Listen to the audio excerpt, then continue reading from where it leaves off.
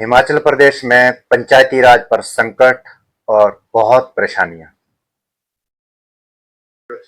मेरा नाम उत्तम चंद वशिष्ठ है और मैं अभी मौजूदा चार पंचायतें जडेरा, सिलाघराट, चंबी और घगरोता से बीडीसी ब्लॉक डेवलपमेंट कमेटी का सदस्य हूँ। विकास खंड भी चंबा है और चंबा विकास खंड की जो हमारी वार्ड समिति है, ब्लॉक समिति, ये है नामक चंबी और वार्ड नंबर 14। तो आपने ये अभी ये वीडियो शुरू होने से पहले बात कही है कि हिमाचल प्रदेश में पंचायती राज पर संकट, पंचायती राज के लिए बहुत परेशानियां। क्या आधार है आपकी बात का?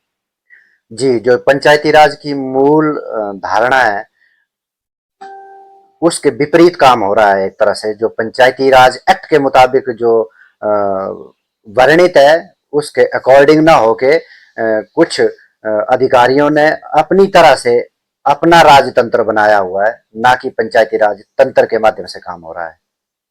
मतलब आप कैसे कह सकते हैं कि जी जो क्या नहीं हो रहा? जी, ये जो ग्राम सभा सबसे मजबूत कड़ी है पंचायती राज सिस्टम में। सबसे पहले तो मैंने देखा है मेरी चार पंचायतों में प्रॉपर तरीके से कभी ग्राम सभा नहीं हो पाई है। एक तो उसकी प्रॉपर जानकारी नहीं दी जाती है लोगों को, और दूसरा उसका क्वोरम पूरा नहीं होता है ग्राम सभा के दिन। तीसरा, ग्राम सभा में एजेंडा डिस्कस ना होकर के इधर उधर की बातें होती हैं। और चौथा, जो हमें अनुभव से पता चला कि जो ग्राम सभा में वायदा वे जो काम डाले जाते हैं उनके बजाय वो काम सैंक्शन होके आते हैं जो प्रधान की चॉइस होती है या वार्ड मेंबर्स जो चाहते हैं, या जिनकी सीधे शब्दों में कहें जिनकी अप्रोच होती है उनके काम हो जाते हैं, और जो गरीब है, जरूरतमंद है, उनके काम मतलब नहीं होते। हिमाचल प्रदेश धारणा है, जो मूल धारणा की पंचायती राज लोकतांत्रिक सिस्टम से कैसे चलेगी उसके बजाय अफसरशाही और गुंडागर्दी तरीके से वही काम तो हो रहे बात हैं। है ना कि जी। जो एक तरह से जो सिस्टम है, सिस्टम में पंचायत के पास जो मुद्दा आए, हम्म। पंचायत फैसला करेगी या जो ना अधिकारी फैसला करते हैं वहां? अधिकारी फैसला करते हैं। मतलब पंचायत की सुनी नहीं जाती। बिल्कुल नहीं सुनी जाती। ग्राम पंचायत की जो मूल कड़ी जो ग्राम सभा है उसमें डिस्कस, सबसे पहले तो उसका जो गठन है पंचायत में जो ग्राम सभा होती है उसको ही जो पंचायती राज एक्ट में वर्णित तरीके हैं उससे वैसे न करके अपने तरीके से किया आप जाता है, अपनी मर्जी एक्ट से किया जाता है। की, कानून की बार बार बात कर रहे हैं और हमारे साथ बैठे हैं एक माननीय सम्मानीय अधिवक्ता श्रीमान भारतभूषण जी। भारतभूषण जी, आप से निवेदन कि आप जो है इनको थोड़ा समझाइए कि क्या है पंचायती राज और इनकी समस्याओं का समाधान क्या है। देखिए, हमारे लोकतंत्र की सबसे प्रथम सीढ़ी जो होती है वो ग्राम पंचायत होती है। इसमें एक सरपंच और अन्य मेंबर होते हैं, और दूसरा ग्राम पंचायत डायरेक्ट जो वहाँ के ग्राम के निवासी होते हैं उनकी समस्याओं का प्रतिनिधित्व करते हैं, और उन समस्याओं को लेकर वो ब्लॉक, उसका जो सरपंच होता है, सरपंच ब्लॉक अधिकारी से मिलता है, और वहाँ सरपंच, उसके बाद डीसी है, ये डायरेक्ट इनके साथ रिप्रेजेंटेटिव सरकार के होते हैं।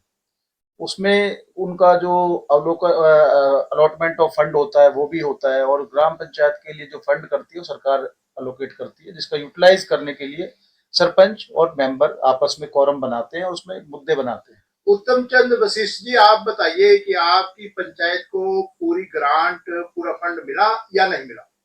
जी, फंड आते हैं, लेकिन अगर इसको कहा जाए यूटिलाइजेशन के बजाय मिस यूटिलाइजेशन ज्यादा हो रहा है। नहीं, आप के पास क्या जिम्मेवारी पंचायत में? Block development committee BDC member हूं मैं। बीडीसी मेंबर हैं। जी। एक पंचायत की बजाय कई पंचायतों, चार पंचायतें। चार पंचायतों के आप प्रतिनिधि हैं। जी। अगर जो उसका मिसयूज कौन कर रहा है? मिसयूज पंचायत प्रतिनिधि से लेके पंचायत के अधिकारी और बीडीओ ऑफिस के अधिकारी जो हैं वो मिसयूज कर रहे हैं। एक नेक्सस बन चुका है, एक गुंडा तंत्र बन चुका है, क्योंकि हम बात करते हैं न्याय की, सच की। आपने इसकी शिकायत बीडीपीओ और जो एक तरह से डिप्टी कमिश्नर साहब के पास की है वहां? जी, हमने ये डिप्टी कमिश्नर के पास ये शिकायत दी है, और इसकी जो प्रतिलिपि है वो हमने डिस्ट्रिक्ट पंचायत ऑफिसर, बीडीओ, इसके अलावा सेक्रेटरीट में बात करें तो मंत्री साहब जो पंचायत राज मंत्री हैं उनके जो अपना एक डायरी डिस्पैच रजिस्टर होता है, उसमें भी हम डाल के आए, मिल के आए। आपका बड़ा आरोप है कि जी। जो एक तरह से जो फंड है उनका दुरुपयोग हो रहा है, यानी कि आप ये कह रहे हैं कि फ्रॉड हो रहा है, फ्रॉड हो रहा है। यानी कि आप कह रहे हैं कि घपला हो रहा है। जी तो जो एक तरह से शिकायत आपने दे दी जी सरकारी अधिकारियों के पास जी हिमाचल प्रदेश जी में, जिला स्तर से लेकर प्रदेश स्तर तक, जी जी। और उसके ऊपर कार्रवाई क्या हुई? क्या कार्रवाई, कोई जांच हुई? हाँ ये जांच रिपोर्ट है मेरे पास, जांच हुई। जांच में, जांच रिपोर्ट में निष्कर्ष क्या निकाला गया? जांच रिपोर्ट में निष्कर्ष जो जो निकाला गया है, जो जिस पीआई ने जांच करी है, उसने ये हमारे जो पॉइंट्स 10 पॉइंट्स हमने लिख के दिए थे, इनको एक तरह से मतलब इसने लिखा कि ये निराधार आरोप है, निराधार ये बातें हैं, और उसने। सबूत दिए आपने? हाँ मैंने सबूत दिए हैं हर चीज के। जी जी।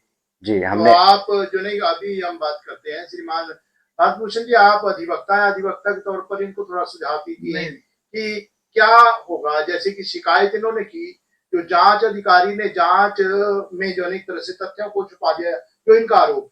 देखिए, दो तरीका है। अगर ये कह रहे हैं कि जो पंचायत से, समिति से जो आगे के लिए प्रयोजन भेजा जाता है या प्रपोजल भेजा जाता है, उस पर कार्यवाही नहीं हो रही है, तो डायरेक्ट ये बीडीपीओ को केस कर सकते हैं उस पर भी।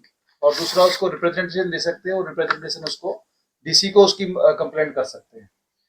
जी, डीसी के ऊपर भी बैठे हुए हैं, उनके ऊपर भी जा सकते हैं, मुख्यमंत्री को भी कर सकते हैं, और ज्यादा ज्यादा ये हमारे जो ऑफिसर्स होते हैं ऊपर हाई लेवल पे, जो सेक्रेटरी होते हैं, उनको भी जा सकते हैं। जी तो ये क्या हाई लेवल के जो आईएएस ऑफिसर सेक्रेटरी बैठे हैं, उन पे भी अप्रोच करें।